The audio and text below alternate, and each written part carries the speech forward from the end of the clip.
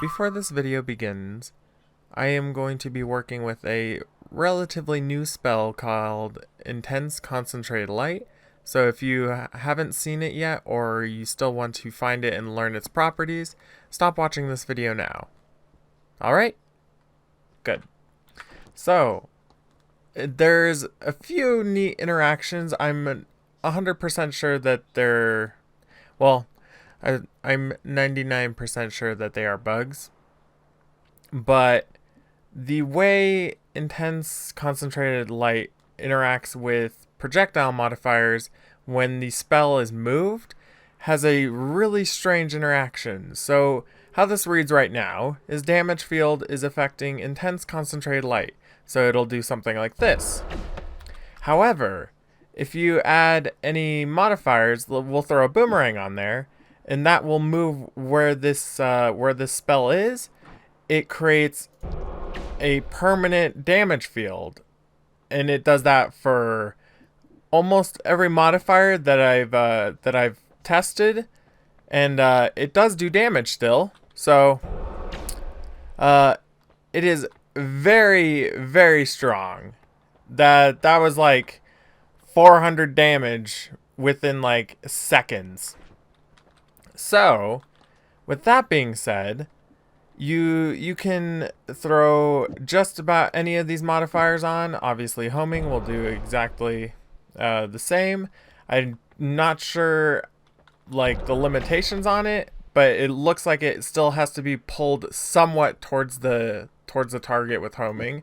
And then there's floating arc, which if you cast on slanted slopes, it works.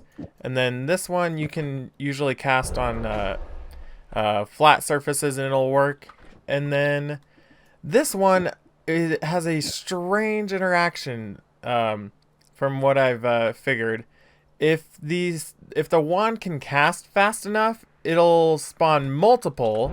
So there's a very intense damage field right here, and that one took a few seconds. This one's gonna insta-die.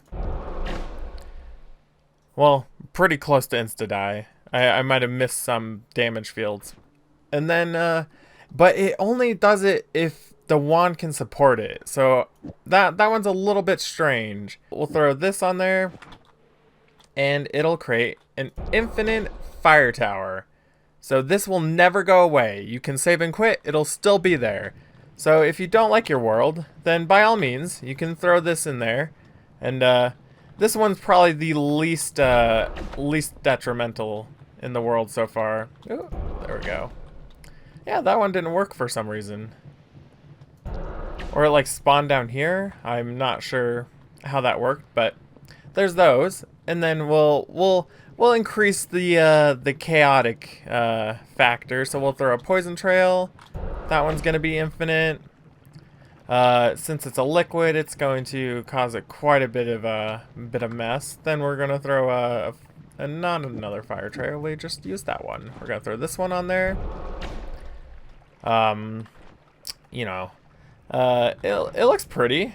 That's something you have to take into consideration. You know, you're destroying the world with pretty colors. And then we're going to throw a tentacler on there. So tentacler normally doesn't damage you, but as you can hear, it's hitting me.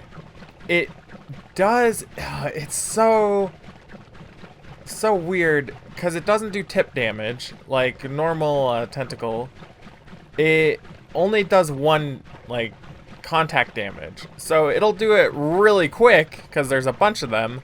But if you accidentally spawn this on yourself, you wouldn't die from it instantly. You still have a chance of living. It normally doesn't hit you. So there's that. And then we're gonna use this one.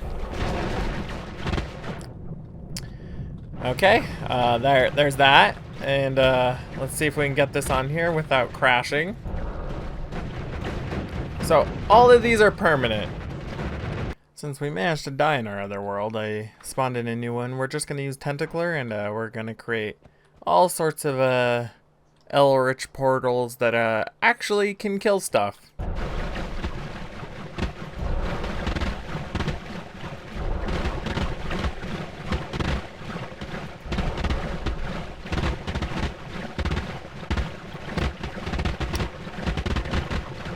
So, I don't think anything would get to us if we were melee immune. I think this would protect us pretty well.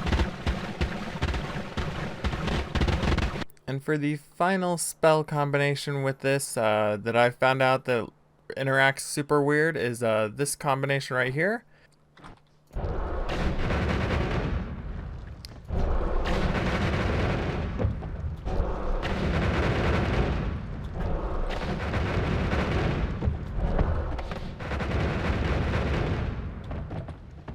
A little bit destructive.